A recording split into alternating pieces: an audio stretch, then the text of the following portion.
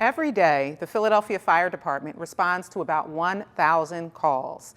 Each one is different and requires a different approach. And sometimes those calls can involve dangerous chemicals or toxins. They can include a daring rescue down an elevator shaft. And sometimes we need a boat to respond on the river. All of that is where our Special Operations Command comes in. This branch of the PFD ensures we're prepared for any unique situation that may come our way. Coming up on Freedom from Fire, we're doing a deep dive into Special Operations Command and our Marine units. Stay with us.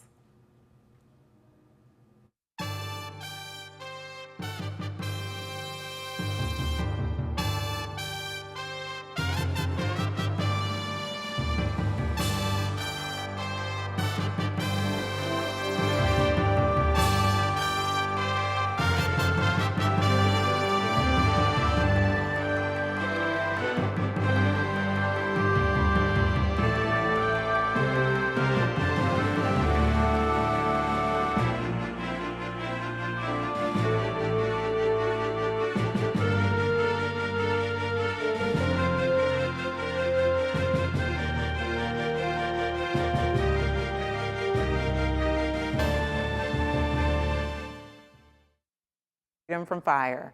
I'm your host, firefighter Camila Bayete Taylor. I'm currently stationed in our department's Fire Prevention and Code Division. Here at Freedom from Fire, we aim to improve your quality of living by giving you fire and life safety information. We also introduce you to our local safety partners and department leaders. Today, we're learning about the department's Special Operations Command, or SOC. This branch of the PFD includes our hazmat teams, Pennsylvania Task Force 1, and our Marine units. We'll learn more about the Marine units in a few minutes when we're joined by Fireboat Captain Stephanie Gorman. But first, we're joined by SOC Deputy Chief Joshua McGork. Chief, welcome back. Thank you. Thank you for having me. All right, so you know the drill. Tell us about yourself and how long you've been with PFD. Sure. My name is Joshua McGork. I am a Deputy Fire Chief and Chief of Special Operations Command at Philadelphia Fire Department. I joined the fire department April 21st, 1997. So I got a little bit of time with the city of Philadelphia. During my tenure, I have built complex systems. I have empowered teams. And I also managed a ad hoc all hazards incident management team. Wow, okay. So as the Deputy Chief of Special Operations Command, what departments or units do you oversee? So my Special Operations Command oversees 5 main units. So that would be hazardous materials, technical rescue, homeland security, marine operations, and Pennsylvania Task Force 1.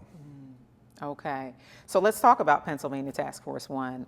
For those who are unfamiliar, describe the unit and what it does.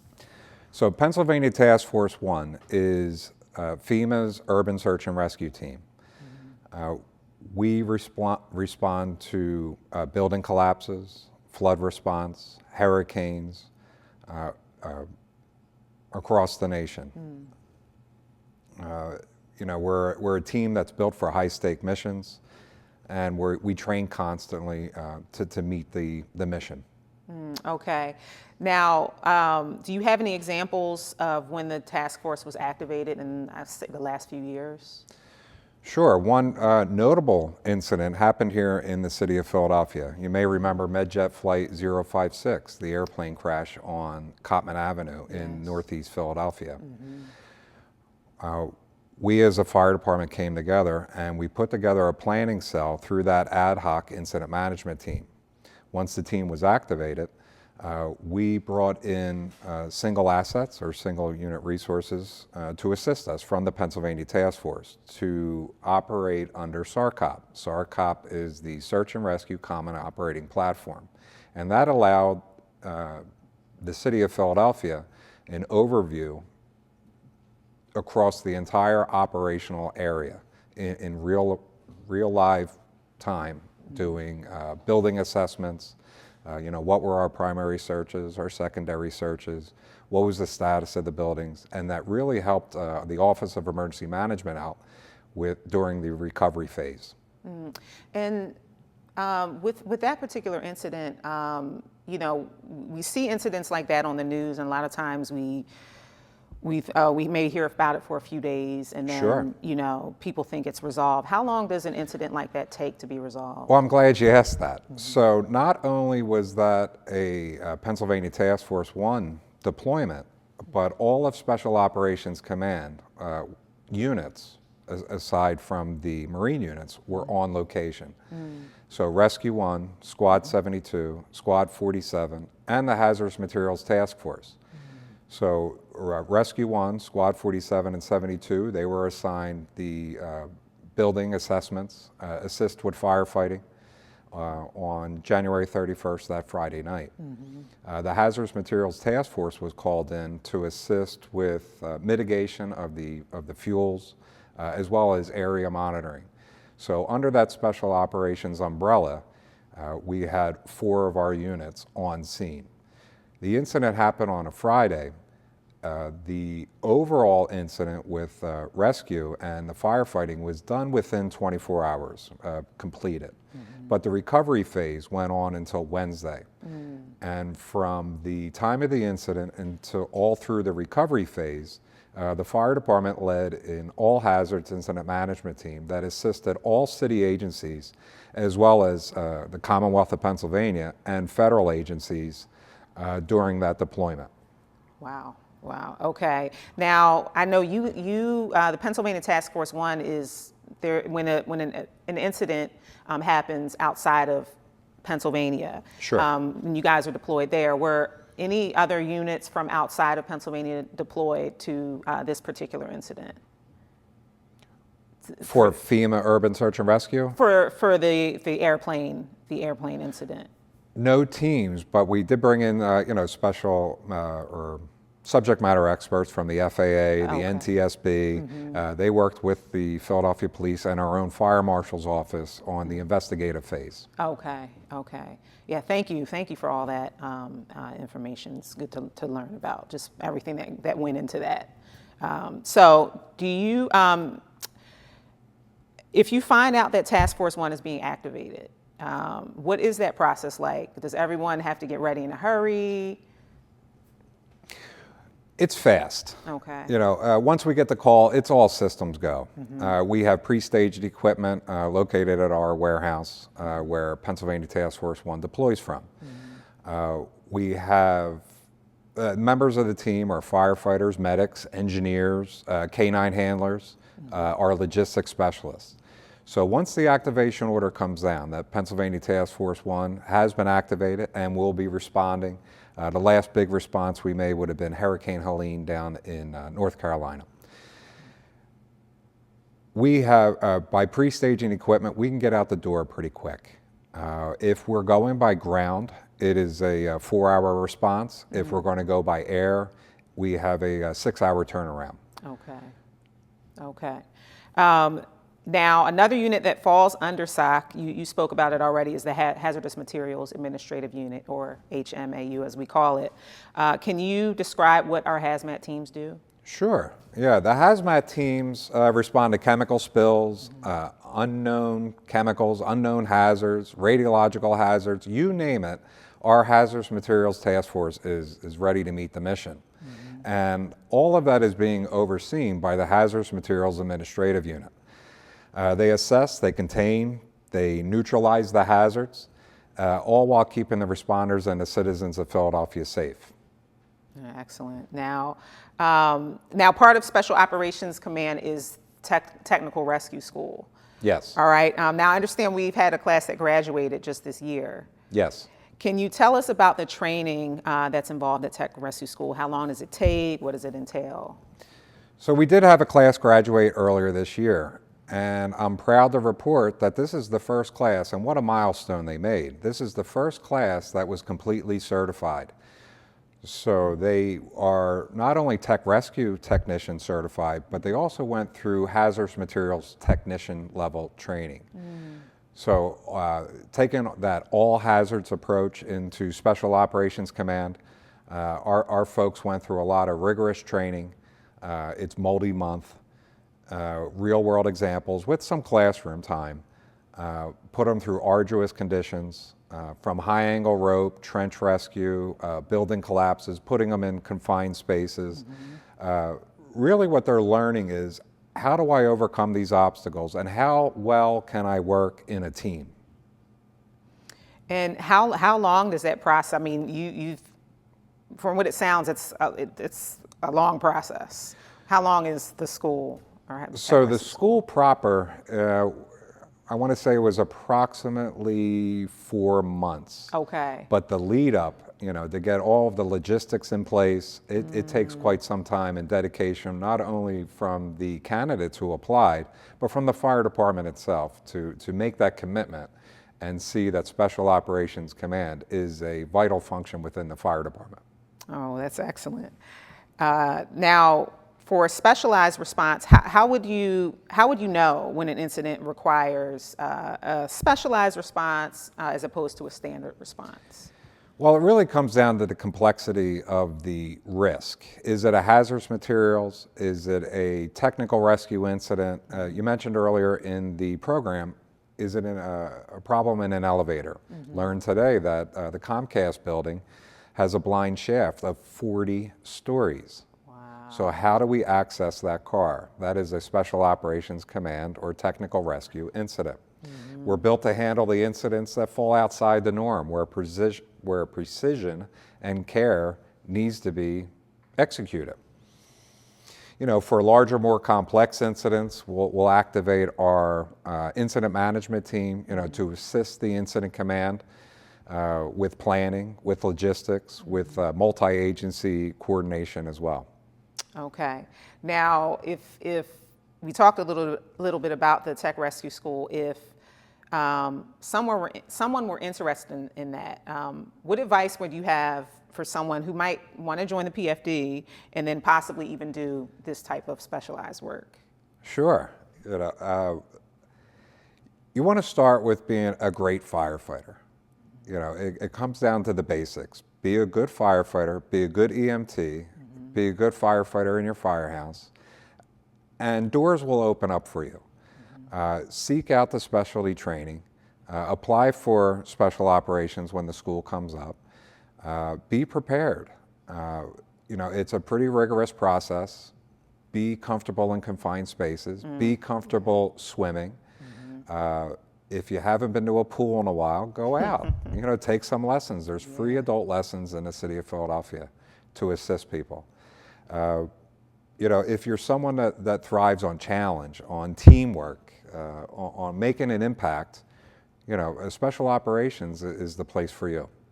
All right, excellent. Thank you so much for that, Chief, and thank you for taking the time to join us today, once again. Thank you. All right.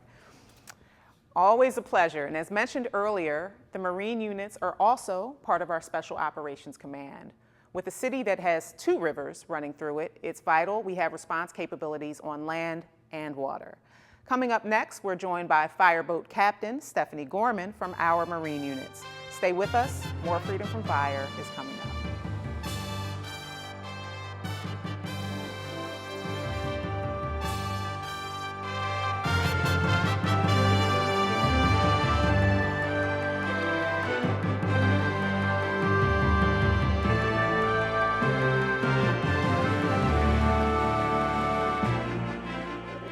I wonder if you know that I want the best for you. That I know what you're going through. I know things aren't easy, but you still show up. I wonder if you know that we can get help. That we don't have to go through this alone. Let's see how far we can go. Love, your mind.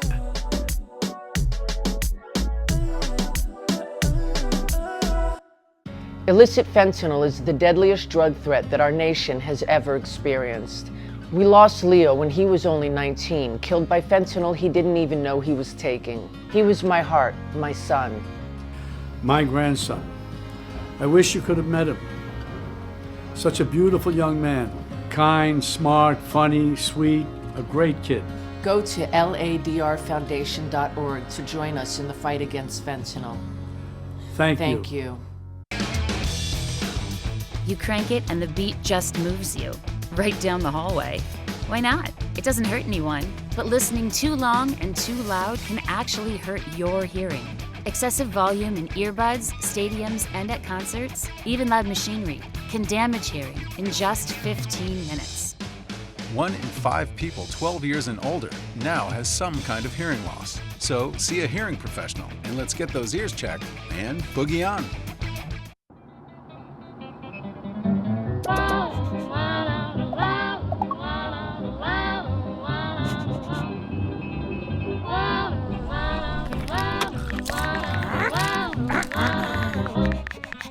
No, no, no. Turn it down. Turn it off. Get a hand. Lose the bells and whistles. Drive without distractions.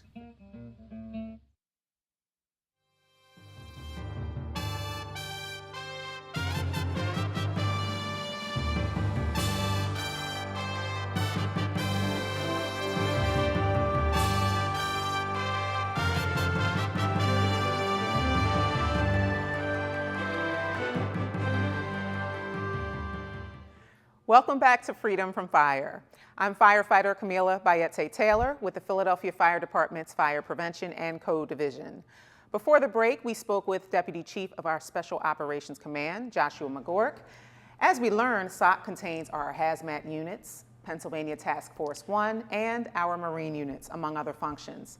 Here now for a deep dive into the Marine units is Fireboat Captain Stephanie Gorman.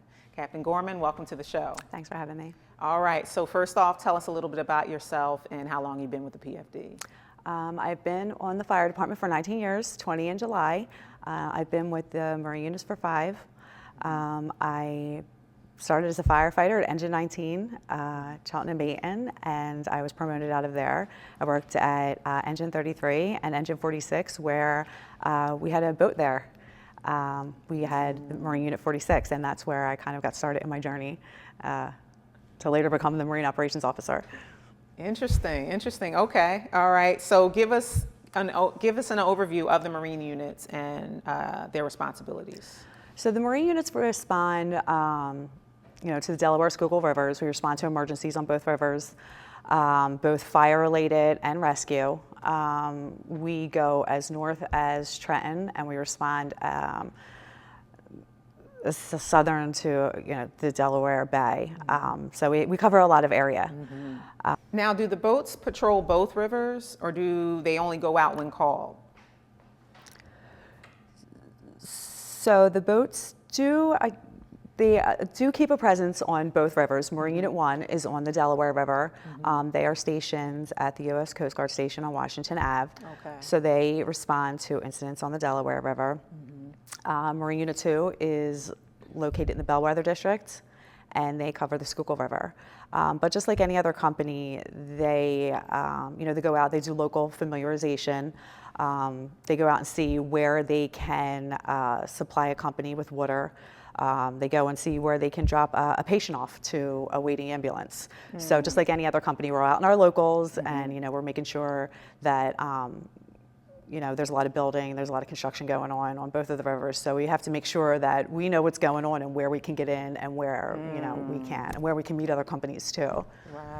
Right. That's very interesting, just thinking about that, because if you're working on an engine or a ladder, same thing. You have to know where there's construction. With this route, if I have to go here, I actually can't take that route. Or school's out at this time, I'm gonna have to go around it. So that's very interesting to hear. Right. And it's no different on the river. And plus, we have to also consider the tides and the current.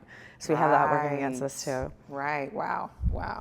Okay. So you said there was Marine Unit 1 and Marine Unit 2. Are there any other Marine units, or are those just the two? They're just the two. Some people get confused because we have Marine Unit 3 and 4, and those are just the names of the fast boats. Marine Unit 3 is the Waters, and that is actually at Marine Unit 1's station. Okay. And Marine Unit 4 is the Liberty, and that is stationed with Marine Unit 2. So there are new fast boats. So that is the designation for the boats, but there isn't actually a Marine Unit 3 and a Marine Unit 4. Okay. Just Marine Unit 1 station, Marine Unit 2 station. Okay. So what's the difference between the regular Marine Unit, standard Marine Unit boats and the fast boats? So the standard marine unit boats do not go as fast as the fast boats. Okay. The fast boats completely changed our operations. They made us so much, more functional on the rivers. Before you called the marine unit, you knew you were going to have to wait a while. Now we are on the river. We can get there. We can get into places we couldn't get in before because the boats are smaller. Okay. Yeah, so it's basically time, and on the river, time is of the essence. You have to get there quickly, so it's pretty fast. Yes. Pretty fast. That's good. That's good. Now, what kinds of calls do marine units get the most? The man in the river. The man in the river is our most responded to call. Sometimes found it, sometimes not found it. So I would say that's our most frequent call that we get. Interesting. And I'm assuming, would it be a lot of people like just maybe in a boat, fell out of a boat? Fell out, went swimming, jumped. Okay. You name it, yeah. Okay. Accidents. Wow. Okay. Now, can you share any particularly interesting calls that you've received? So the most interesting, so recently we responded on the 5-alarm fire at 6800 Old State Road, and we actually put 3 boats in service, which we rarely ever do. So we had both of our fast boats in service, and we also put the Independence in service. They went in service with their, with their master streams, and they also, not only did they go in service, but they also supplied other companies that were on the fire ground. So we were able to get in, we were able to be, very efficient. They were able to use us in, we had actually received a letter that we were very,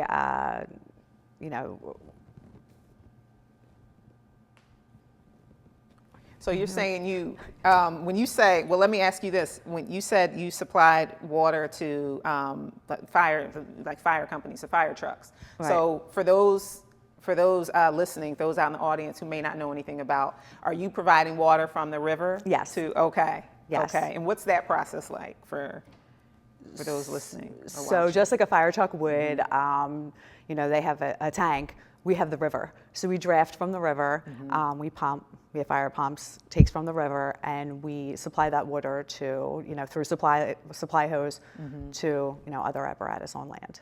Okay. All right. So we have an unlimited supply of water. That's great. That's great. Now, what kind of training does someone need to join the Marine unit? So the first thing we ask the first requirement when you come down to the Marine unit would be that you have a boater safety card. Now you can go online, you can take that course. It's just a standard boating course. So before you even come down, you have to have that card.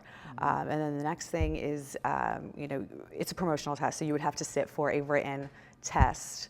And once you pass that, you can come down and our pilots and engineers train you to do the job. Okay.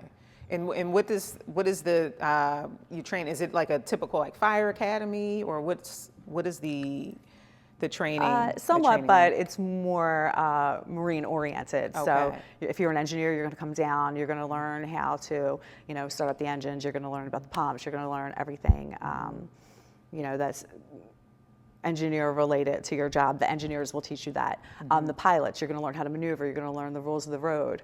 You're going to learn how to maneuver the fireboats in the rivers. They're 2 separate jobs. Okay, all right. And as far as swimming, would people need to be like master swimmers or just? I wouldn't very say good master swimmers, but you would want to know how to, save yourself if you did happen to go overboard, which is, man overboard procedures we go over with the members. Okay. So you won't have to be, proficient in swimming, but you should know how to rescue yourself, God forbid, if you found yourself in that situation. Okay, all right.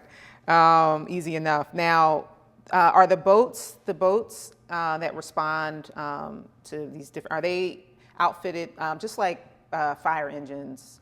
Are they outfitted with medical equipment, firefighting capabilities? Yes. Okay. Yes, we carry. So our fast boats are registered as water ambulances through the PA Department of Health. So we carry the same equipment that a BLS unit would on the streets. Okay. So we do carry medical equipment, and we function as an ambulance on the river. because the same medical emergencies that happen on land also happen on the river. Very true, yeah. Okay. Now, what other agencies or organizations do you work with on the water? We work closely with the U.S. Coast Guard. We also work with, we have the police department is situated with us right in the U.S. Coast Guard station. State police. We work with Army Corps of Engineers. There's so many.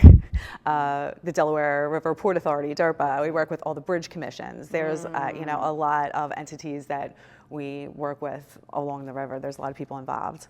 Okay, all right. Now, sometimes you all get to participate in historic or important events, like last year with the Battleship New Jersey. It was moved to the Navy Yard for repairs.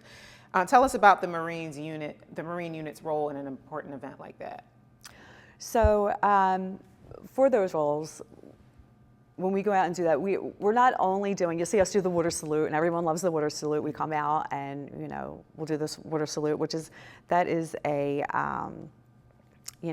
traditional ceremony thing. It signifies respect and appreciation for that vessel. So we not only do that, but we're also creating like a safety perimeter around that vessel so that, a lot of people will come up with a recreational vessel. They want to see what's going on. So we kind of keep a safety perimeter around them, make sure nobody gets too close.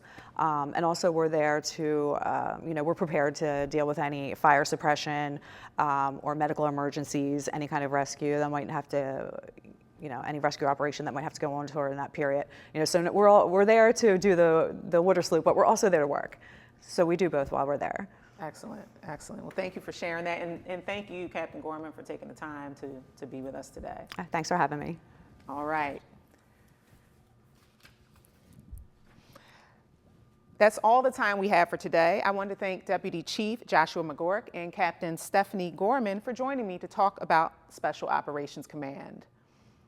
To learn more about the PFD, including fire and life safety information and job opportunities, visit phila.gov/fire. And if you would like to keep up with our show, Freedom from Fire, look for us on Verizon Channel 36, Comcast Channel 56, and LaSalle TV's YouTube page.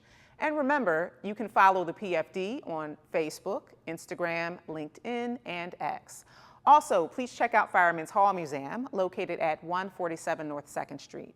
You'll get to meet our resident historian, firefighter Brian Anderson, and learn about the history of the Philadelphia Fire Department.